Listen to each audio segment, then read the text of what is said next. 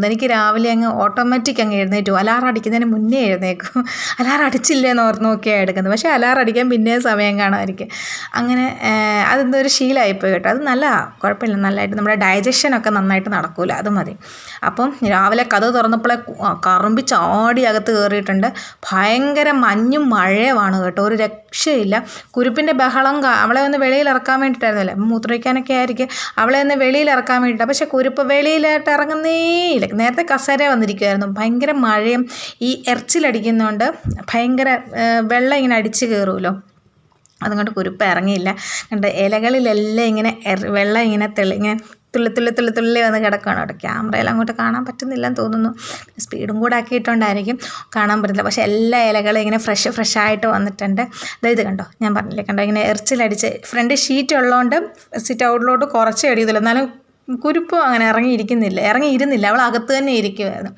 പിന്നെ ഞാൻ കുറച്ച് നേരം മഴയൊക്കെ ഒന്ന് ആസ്വദിക്കാതെ ഭയങ്കര തണുപ്പ്. അപ്പോൾ പിന്നെ ഞാൻ നേരെ കുരുപ്പിന് പറഞ്ഞു, ഇറങ്ങേണ്ട സമയമാകുമ്പോൾ പറഞ്ഞാൽ മതി, അമ്മ അപ്പം കൊണ്ടുപോകാം കേട്ടോ എന്നൊക്കെ പറഞ്ഞ് അവളെ സെറ്റാക്കിയിട്ട് ഞാൻ നേരെ 1-ാം തീയതി അല്ലേ, അപ്പോൾ ഒരു പ്രാർത്ഥനാപരമായ ജീവിതം. അങ്ങനെ നേരെ കിച്ചണിലേക്ക് പോയി. എനിക്കറിയാം കേട്ടോ, ഞാൻ തലേന്ന് ഇങ്ങനെ ആലോചിച്ച് നോക്കും എന്തൊക്കെ ചെയ്യണം. അതാകുമ്പോൾ നമുക്ക് പിന്നെ കയറിയിട്ട് കുറേ നേരം ആലോചിക്കേണ്ട ആവശ്യമില്ലല്ലോ. കറുമ്പി എൻ്റെ കൂടെ തന്നെ ഉണ്ട് കേട്ടോ. ഞാൻ ആദ്യം തന്നെ അരി കഴുകിയിട്ട് കേട്ടോ, അരി കഴുകിയിട്ടു. പിന്നെ ചോറ് വയ്ക്കുക, കൂട്ടാൻ വയ്ക്കാതെ ഉള്ളൂ ഇന്ന് മെയിൻ. പിന്നെ രാവിലത്തെ ഫുഡ്. അപ്പം ഇന്ന് തലേന്നത്തെ മീൻകറി ഉണ്ടായിരുന്നു, ഞാനതൊന്ന് ചൂടാക്കി വെച്ചു.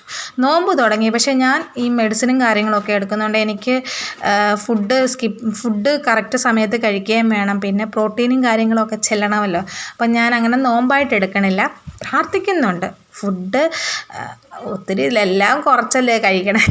ഇനി എന്നാ നോമ്പ്, എനിക്ക് എന്നും നോമ്പ് പോലെ തന്നെയാണ്. പിന്നെ ഞാനൊരു ഗ്ലാസ് വെള്ളം കുടിച്ചിട്ട് കുടിക്കാനുള്ള വെള്ളം വെച്ചു. പിന്നെ അരി കഴുകി ഞാൻ സ്റ്റൗവിലാണ് വെച്ചത് കേട്ടോ. അപ്പം 2 കൂടെ പെട്ടെന്ന് തന്നെ ആയിക്കോളുമല്ലോ. പിന്നെ പച്ച ഏത്തയ്ക്ക ഉണ്ടായിരുന്നു, അതും ഞാൻ കഴുകി വെച്ചു. അപ്പോൾ തന്നെ കുരുപ്പിന് കൺട്രോൾ ചെയ്യാൻ പറ്റുന്നില്ലെന്ന് തോന്നുന്നു. അവൾ ഇറങ്ങി ഓടി. ഞാൻ പിന്നെ അവളുടെ പുറകെ പോയി. മഴ ചാറുന്നുണ്ട്. പിന്നെ പെട്ടെന്ന് പടയെന്നായി. മഴ പെയ്യുന്നുണ്ടെന്നൊന്ന് കുരുപ്പ് എന്നെക്കാട്ടിലും മുന്നേ അവൾ വീട്ടിൽ കയറി. പിന്നെ നേരെ കൊണ്ട് കസേരയിലിരുത്തി. പിന്നെ നേരെ ഞാൻ വന്നിട്ട് അച്ഛയുടെ ടിഫിൻ ബോക്സ് ഒക്കെ ഒന്ന് കഴുകി വെക്കണമായിരുന്നു, അതൊക്കെ ഒന്ന് കഴുകി വെച്ചു. കായ വെച്ചിട്ടുണ്ടായിരുന്നു, ഞാൻ പുഴുങ്ങാൻ വെച്ചിട്ടുണ്ടായിരുന്നു. അപ്പോൾ അതായിട്ടുണ്ട്. അത് മാറ്റിയിട്ട് ചെറുപയർ ഞാൻ മുളപ്പിക്കാൻ വയ്ക്കും കേട്ടോ.